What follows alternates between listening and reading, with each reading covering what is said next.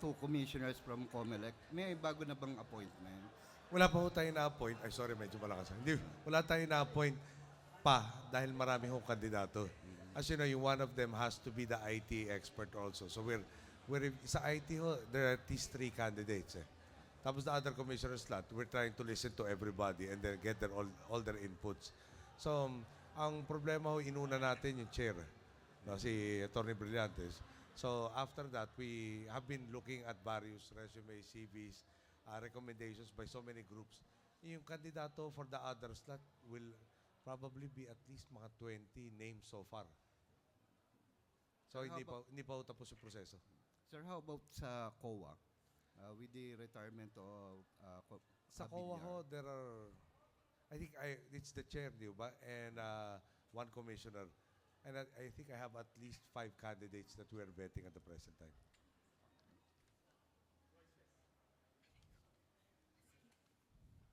Hello, Mr. President. How did you find Heidi Mendoza's expose yesterday, and what actions will your government take to address the alleged corruption, and also what support can Mendoza expect from your administration? Well, I think she has been offered already the witness protection program. I don't think she has agreed to undergo that program yet. But at the same time, yung kausap ko ang SND, Chief of Staff, yung the existing practices that were in place at the time that all of these were committed have been addressed by various reforms. No? For instance, in what I recall of their briefing, yung J6, which used to control all of the funds, has been split into at least 4 offices. The 4 offices are tasked to, in effect, check and balance each other. Yung items, I'm sorry what the technical name is, pero the funds that were being utilized, they don't exist. Parang mas specified na raw yata lahat ng items what that funds will be expended on. But of course, we are still continuing the reform process. And the idea there is to make sure that the maximum of resources are brought down to the field where it's needed most.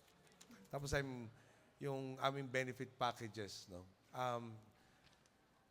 If you remember, my slogan during the campaign was kung walang korap, walang mahirap. Okay. Now, we will be able to demonstrate the increased capacity of government to address the problems of so many sectors in the country, yung hopefully before the celebration of EDSA. Pero a problem that has been there for quite a long time will have, hindi ko pa i-announce because the committees that are threshing out all of the details are still in the process of meeting. Pero at the end of the day, major announcement with regards to parang the demonstration of the new capacity of government to address perpetual issues affecting our people. Pero nagulat pa po ba kayo dun sa extent ng corruption na binulgar ni Alam mo, Mendoza? Royce, sa dami kasi na nadidiscover natin walang tigil, sabi ko nga doon sa mga nagre-report sa atin, maski pa paano, medyo nagiging ano na rin, yung naabot ko na rin yung saturation. Kasi parang ang litanya, kadalasan namin ay, pati ba naman yan? Pati ba naman ito? Pati ba yun? Hindi pinalampas. Talagang ang dami na masyado umabot sa atin. Yung nagulat, parang nahirapan na ako magulat. Nagulat na ako matagal na sa dami nung nadahanap. Pero yun nga, yung punto na hindi lang pala dito, hindi lang pala dyan. Yung kala mo, malaki lang. Yung may maliit rin, ang dami ho talaga. So to that extent, I've asked actually, if I'm not mistaken, the PMS, to start consolidating all of these things. No? Yung just prepare a briefer on what we have discovered already. Tapos, syempre, kalunsunod doon, yung next portion of the ledger says which agency was tasked to do what to address that particular issue. And at the end of the day, syempre, DOJ will be a primary unit that will be tasked to extract justice for our people. Pero yung in my 7 months or so in office, wala pa yata lumampas na 1 linggo na hindi nakahanap ng 1 o 2 bagay na nag-elicit sa amin na expression na, pati ba naman yun?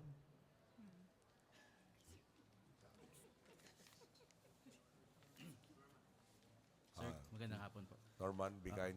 Yes, sir. I will be. Sir, kasama po dun sa testimony ni Colonel Rabusa yung involvement daw ni Generals Villanueva and si Matu dun sa pabaon system. Sir, ano po yung panawagan ninyo sa dalawang gentleman na to are you encouraging them to come out and tell all? Yung si General Simato is presently, I think he's still in Afghanistan. He's on the way to Egypt. He was in Afghanistan to assess the request of our OFWs na kung pwede ililift yung deployment ban sa Afghanistan. So since he's also one of the experts as far as yung Middle East is concerned, yung sa Egypt, I want to make sure that there's somebody else, no, besides the embassy, who might not have as much freedom of movement, now to be able to check on the conditions of our at least 6,600 or so citizens who are in Egypt at the present time. Yung last report natin kasi doon, yung banks tila nakasara, yung pagkain nila medyo nauubos dahil maraming tindahan ang sarado, yung ilan na bukas, hindi naman na ma-access. So, inutusan natin ng DBM kahapon, makipag-coordinate sa DFA, tsaka sa DOLE, para ma-render lahat ng assistance possible para mapangalagaan. Ngayon, i-assess na rin partly yung is there a need to evacuate our citizens there, no? Kasi we have, I think, standing arrangements with Israel and there's another country.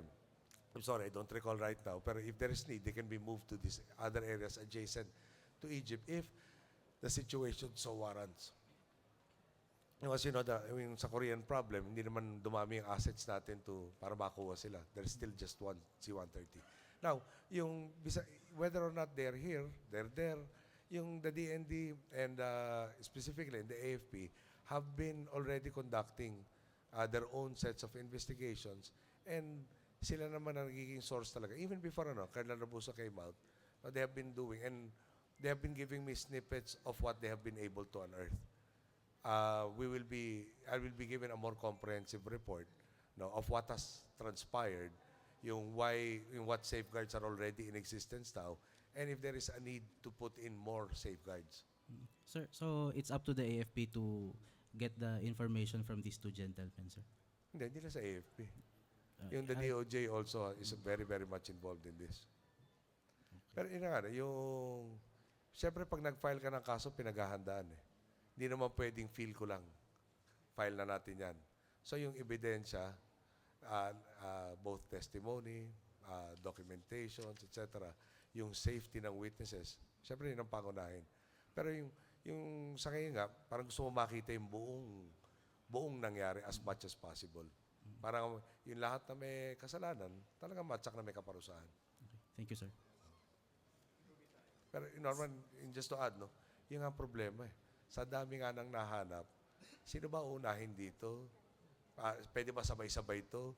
Kaya bang aksyonan, natutukan ng mga prosecutors natin lahat itong nahanap na to? At hindi lang naman kasi isang aspeto eh. Ang dami talagang aspeto. At yung mga, paano ka magfo-focus on, kunyari bigyan ka ng 10 to 20 assignments each. No?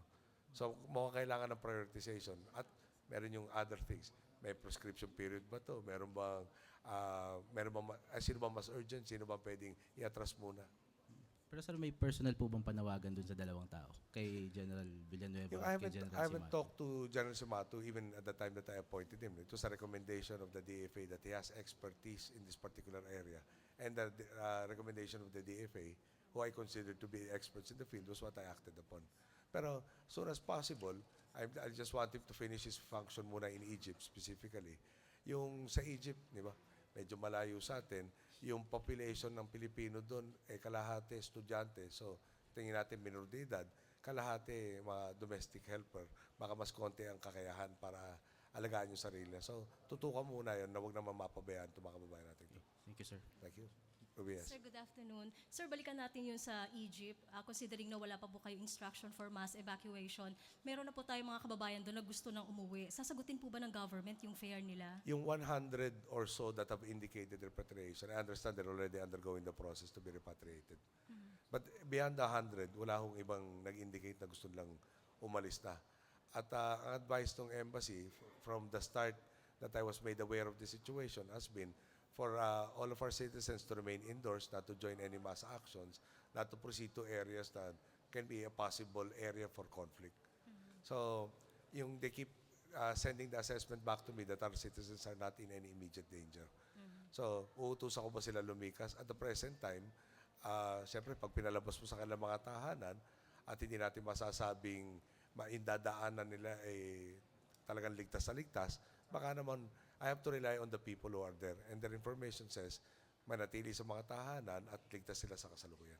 So just in case, sir, na may mga tao nang nakarating ng embassy and they want to go home na, Yung, sasagutin po ba ng government? again, yung yung first 100 do indicated, pagkaintindi ko po ay nandun na yung proseso at na inire-repatriate na natin Okay, ngayon. thank you, sir. Pero yung immediate for everybody else, in case it deteriorates, is to go to one of the countries bordering Egypt. Dahil yun ang mas practical. Na they can go by bus in there two or three directions that we can go into. And I understand we have understandings and agreements with these countries that they will accept our citizens on a temporary basis. Okay, sir, may patanong lang po. May nag-offer daw po to buy the MRT, $1 billion. Will you consider that? We will consider it. But at the same time, huwag natin kalimutan yung istorya ng MRT. Itinayo yan, may mga utang ang gobyerno dyan. Tapos, at some point in time, tinawag na, naibenta yan on a securitized basis. Kumbaga, diniskwentuhan ng pagkalaki-laki. Yung diniskwentuhan, hindi ako ganun kakompleto pa doon sa istorya. May bumili nung MRT based on that securitized, yung diniscount, di ba? Binili ng DBP at saka Land Bank. Something like 70% of MRT. At gusto ko rin malaman, magkano ba yung binili ito? Yung bumili kasi na securitized, paniwala nila, babayaran ng gobyerno lahat ng mga kulang natin sa MRT. So, dito, nung binenta sa mga DBP at sa Land Bank, yung bakit binili, sa una kong katanungan, hindi ako nagkakamali sa SONA, binangitan natin yan. You know? Kung palugi itong kumpanyang to, anong sense na bibilin nung dalawang government financial institution, itong entity na. So, meron na ba tayong plano dyan? Siyempre, kung gusto natin mabawi yung ipinasok natin dyan, yung mungkahi ba, mas makakasiguro tayong mag-i-improve no, yung quantity at saka yung quality ng serbisyo ng MRT. At kung beneficial sa gobyerno, palagay ko entertain natin yan. Pero hindi pwedeng, siyempre, kung i-open natin to all interested parties, hindi pwedeng isa lang. Okay, thank you, sir. Last? Magandang hapon po.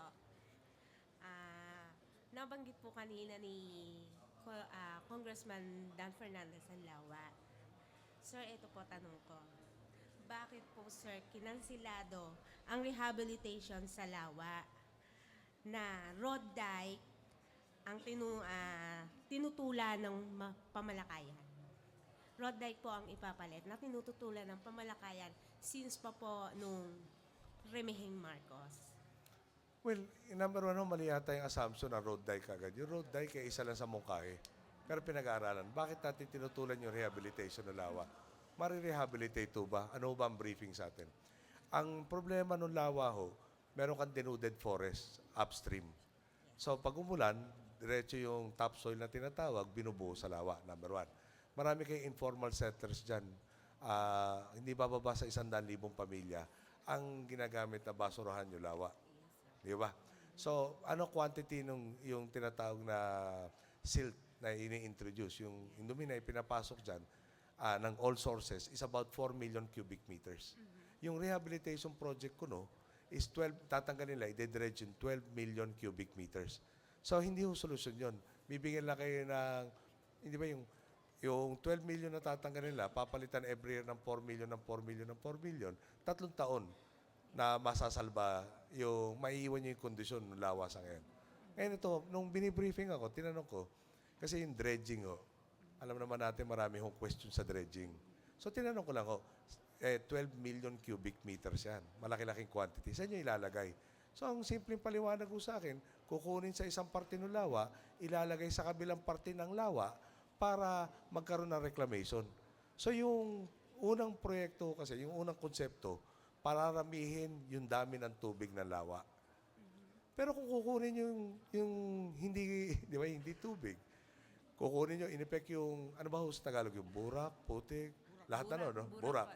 Yung burak hindi nyo tinanggal, ililipat lang yung pwesto niya, pareho pa rin yung kayang tubig na malikom nung Lawa, di ba? Ngayon, pinangako nila dahil dumami yung tubig, dadami yung isda. Hindi dumami yung tubig. Pinangako ho na magkakaroon tayo ng ferry na 30-something stations. Meron mga daan. Paano nga ho yun kung hindi dumami? Di ba? yung tubig kung dadami ang issue. So, sa madaling salita po, huwag na mamamasamain ng mga proponent nito, ang tingin ko lang babayad tayo ng 18.7 billion pesos. Ang nangyari ho sa atin doon, naglaro tayo ng putik o burak. Siguro naman na magagalit kayo sa akin, yung 18.7 billion na ho yan, medyo malaki-laki na maayos na housing problem natin sa informal settler. Ilang eskwelahan ho kaya yan? Ilang karsada? Ang daming pwedeng puntahan So, ulitin ko lang kung tinanggal nila yung 12 million cubic meters, 3 taon, na mababalik ulit yung 12 million, yun ang pakinabang natin. So, dumami yung tubig for 3 years maximum. Pero, ang totoo nito, dahil yun nga kukunin mo sa isang parte, nung lawa, babalik mo rin sa lawa, wala akong dumagdag na tubig. Walang dumagdag na tubig, lahat ng benepisyong sinasabi niya mangyayari, hindi ho mangyayari. So, naglaro lang ako ng burak. Nung naglaro ko ng burak, babayad tayo lahat ng 18.7 billion. Sa palagay ko, hindi kayo sasangayon doon. So, pinapaaral ko nga ho ngayon. Siyempre, may parte doon, reforestation. Baka yung 18.7, maganda pa i-reforest na lang natin lahat ng dadaluyan. No? Or baka naman yung 18.7 billion, yung mahigit 100,000 pamilya, anong porsyento na kaya doon maililipat natin ng mas maayos na tirahan para hindi na ho sila in danger, para wala na ho magtatapo ng kanilang basura doon sa lawa. No? Ang dami hong pwedeng gawin. Pero ang obligasyon ko, siguraduhin na pag ginagul yung pera at kaba ng bayan, pupunta ho sa may katuturan. At hindi ko makita yung katuturan doon. So natawag na ho tayo kung ano dyan, misinformed. Meron pa ho yatang tatanga-tanga. Kulang na lang ho, illiterate. No? Pero kayo siguro, di ba, maglaro tayo ng putik, hindi ako magbabayad para maglaro sa putik. So, ulitin ko lang magiging utang ng bayan, kailangan may pakinabang yung bayan. At hindi ho nila naipakita yung pakinabang. Ngayon sabi ho sa akin, bakit hindi na tinanong, sabihin ko na rin, magbabayad raw tayo ng fine dahil hindi natin tinuloy yung utang. Yung babayaran ho natin penalty, kung totoo man, at debate pa ho yun, kung may utang na tayo, 1.7%. So sabi ko, hindi ho pa sayang? Sayang nga yun. Pero mas sayang yung 100% ng utang na babayaran natin. Doon kung kailan ako may bayaran, doon ako sa penalty 1.7 kaysa 100% nakabuuan ng utang. Pero hindi ako tutol doon sa lawa. No? Gusto ko hong ayusin yan. Gusto ko hong maging kapakipakinabang sa lahat ng nakapalit, sa Rizal, sa Laguna, at pati na sa Metro Manila. Pero may tamang paraan at merong, hindi ho joke-joke pwede dyan. Okay po? Salamat po sa inyo.